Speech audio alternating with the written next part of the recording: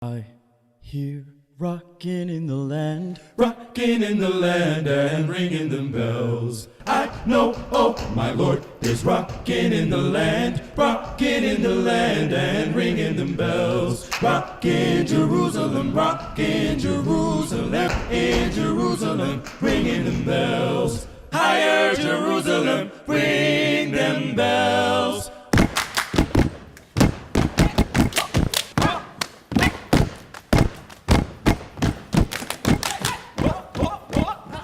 ringing them bells. Here, rocking in the land, rocking in the land, and ringing them bells.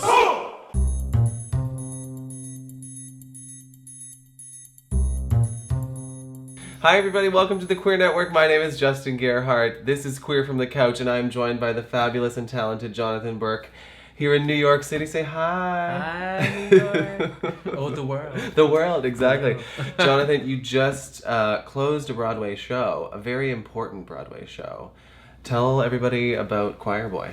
Yeah, so I just closed on March 10th the Broadway premiere of Terrell Alvin McCraney's Choir Boy, in which it tells the story of a young black gay boy in an all-boys private school dealing with his sexuality in this hyper-masculine world that put these kind of restraints on him to be a certain type of man in the world, a certain type of black man in the world, because the school is an all-black school as well. Okay. Highly focused on tradition and masculinity and what it means to be, you know, a leader of tomorrow. And a good man. And a good man. Yeah. What they think that means. Right. Is there a time frame that it's set in? Modern day. Modern day. So there's not a specific 2000 something. It's just modern day. No. Right now, and in a nondescript state. You don't know where they are likely specifically. in the southern state somewhere. But this boy, Jonathan Ferris, coming from Pharaoh, which means lighthouse in Greek. There you go. He is the lead of the a cappella singing choir in the school. Gotcha. And the other boys on the choir and in the school aren't so keen on him being as open with his sexuality or just energy that he brings. Right. Not even necessarily anything to do with actual sex. Is it discussed right off the bat that it's about him being gay or just about that energy? Do they say words like gay? Right at the very first scene, it is very clear that one of the students particularly is not happy with him being gay because he calls him homophobic slur at the very top of the show. Gotcha. In So a people very get a public sense. setting. Right way. So you understand what the story is we're coming at. This is a story about someone being treated differently, badly, because of their perceived sexuality.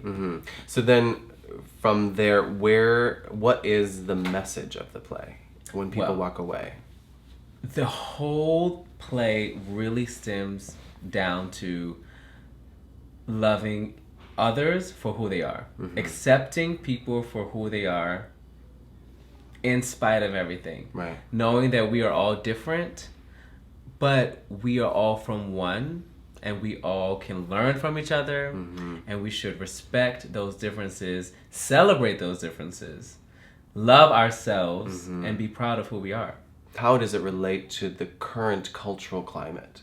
I think that right now is such a divisive time in our country about so many issues. Yeah. And so this play kind of shows you that just because you don't have the same exact background or understanding of the world doesn't mean that you can't come together and learn from each other Yeah.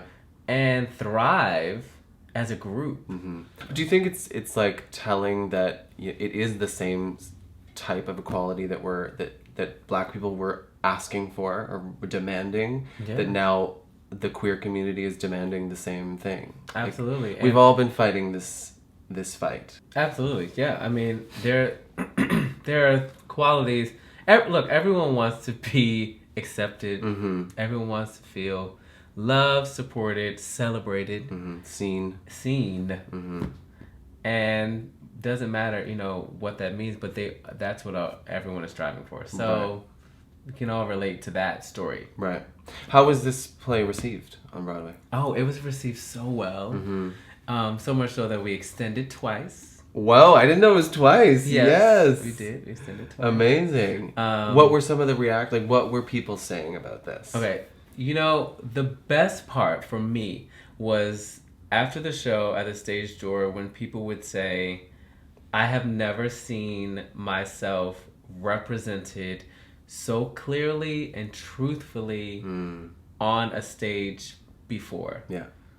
What makes this different than something else that's been on Broadway before? Well, a story of a black young gay boy that's not really about anything to do with a struggle in terms of living in a low financial means or being a drug dealer or being, it's about, these are brilliant, educated boys striving to be leaders in the world, dealing with issues that are about emotions and relationships, and human connection as opposed to shooting each other, or anything like that. So it's a story that really has not been told on such a scale on Broadway. So I think for people specifically to see a story that felt like was their story, which I feel like is very much my story. Right. Ferris, I related to so much, as did so many people that came. And to see it told so honestly. Yeah. Because Terrell really writes in a way that is how we speak. Yeah. And he didn't try to water it down or make it, understandable to those who may not be from the community. Now, in its second extension, you got to play the lead role. Yes, I did. What was that like? Walk me through that experience. It was truly a dream come true. Yeah. I mean, I can't say anything more than it was a literal dream come true. Yeah. It felt wonderful to feel the support of so many people in me coming into this role. And largely, Trip Coleman, the director, I'm so thankful for him for allowing me to bring myself to the role. Because you said you related so much to Ferris. So absolutely. Anything else about the show itself? Not even necessarily the scenes that you played as Ferris, but what spoke to you? The camaraderie, the brotherhood that was created amongst these boys in this choir. The love between two boys that unfortunately couldn't survive amongst all the chaos. Yeah. It's so sad. I loved too that it was the love between the two that loved each other, wanted to be together, but then the love between Ferris and AJ too was such an important thing to see, I thought. Oh my goodness. To show what that can look like. That two men can be intimate as friends. Yeah, hopefully there are people that looked at it and thought, oh, I could be a better ally than I have been. Yeah. I could be more like AJ. And that's okay. Yeah. Because if that type of relationship we're seeing between two women, no one would think anything of it. Yeah. But people automatically jump to this conclusion that just because AJ shows empathy that he's gay. Yeah. Which is absurd. Yeah. It's actually more of a manly thing to do to care for someone else. Yes. That's what it means to be a man. So he really has learned the lesson, throughout the play. Which I think that is a part of the transition we're going through right now when it comes to what it means to be a man. Masculinity. Yeah. And what we thought was weak and now we realize is to our benefit. And I mean, we see these boys going through emotional things. That's also something we don't talk about. Boys aren't emotional. Oh, they are. Oh my gosh. If only they could see beyond the level of anger or lust.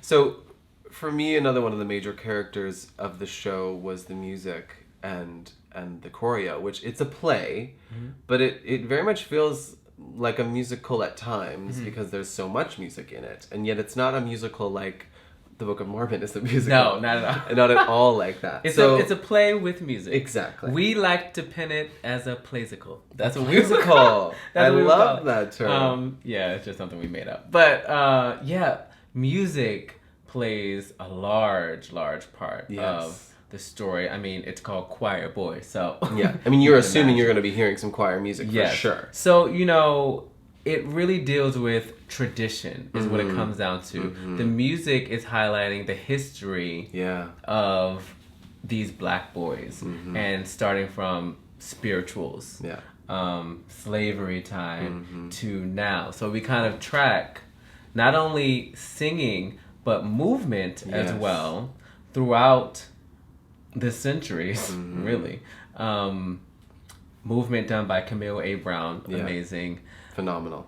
Arrangements and music direction by Jason Michael Webb, phenomenal. And in both of those avenues, we see movement from even Africa to slavery to the 1980s to modern day. And then with the music, you hear the spirituals being infused with the modern flair by the impetus of Ferris.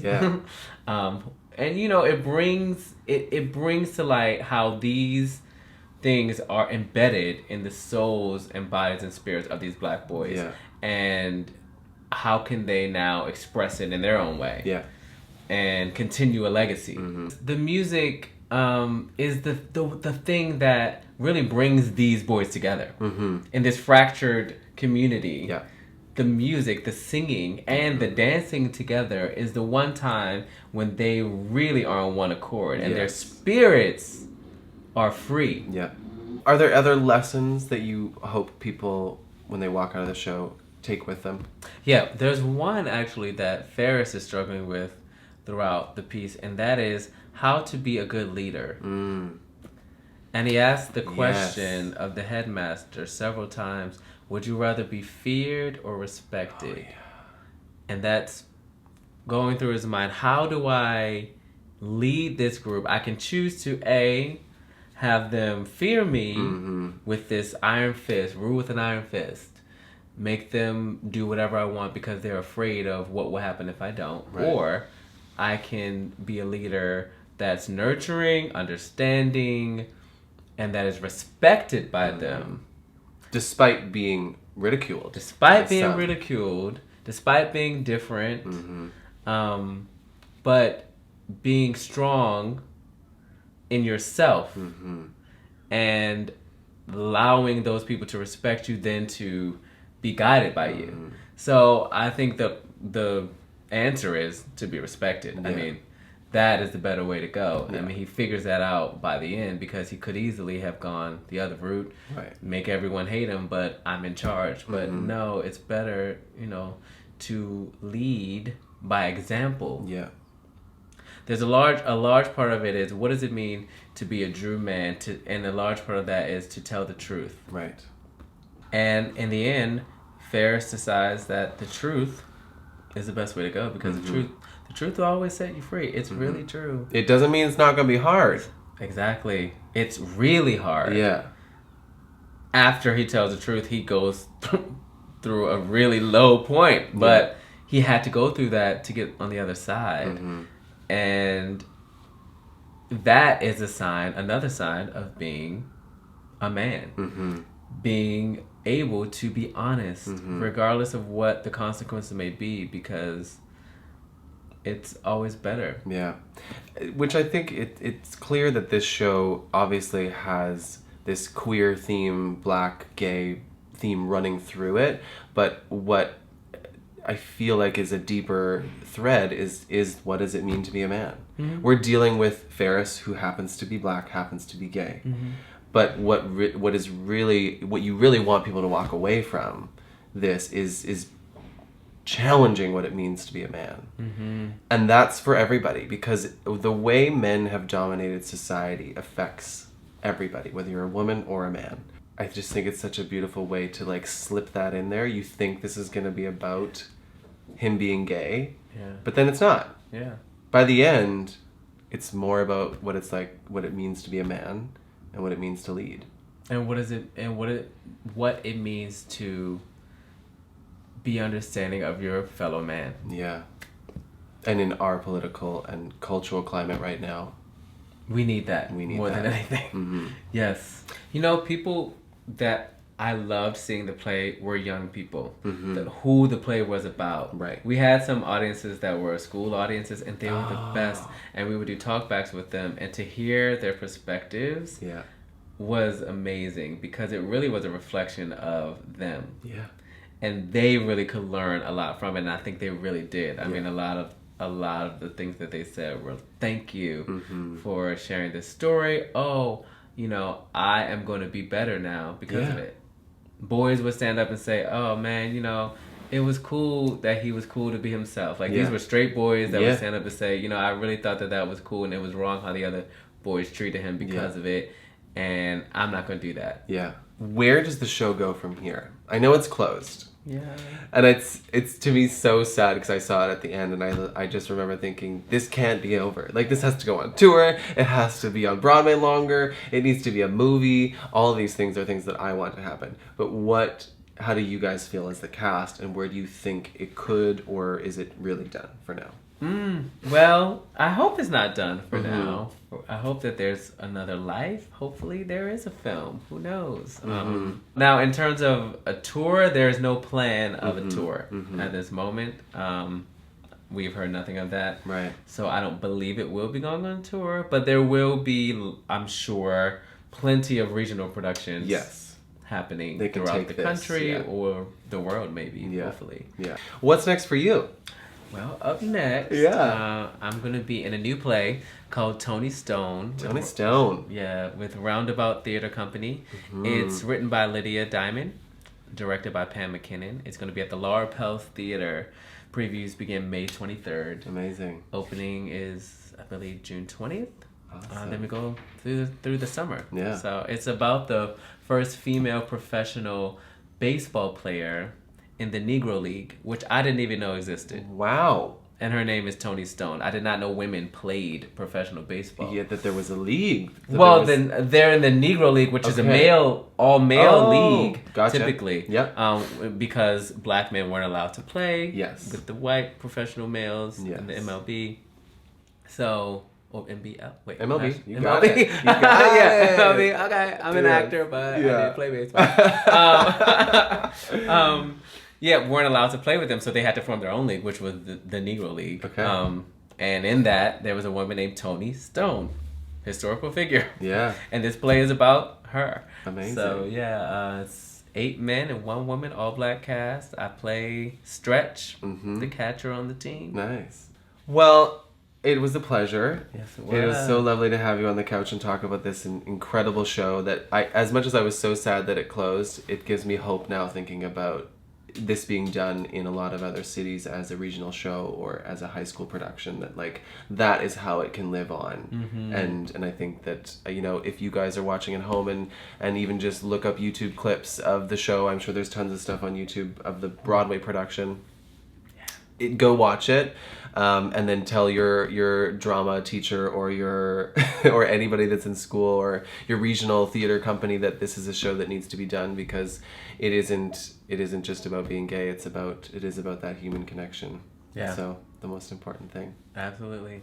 Thank you. Thank you. Oh, so good to have you on. Absolutely. It's so great. Okay. Well, let's say a little goodbye to everybody. We'll see y'all later. Bye. Bye. What do you think of the word queer? What does it mean to you? Oh, that's so interesting. The word queer means to me expressing one's individuality and celebrating it. Yeah. Whatever that means to you.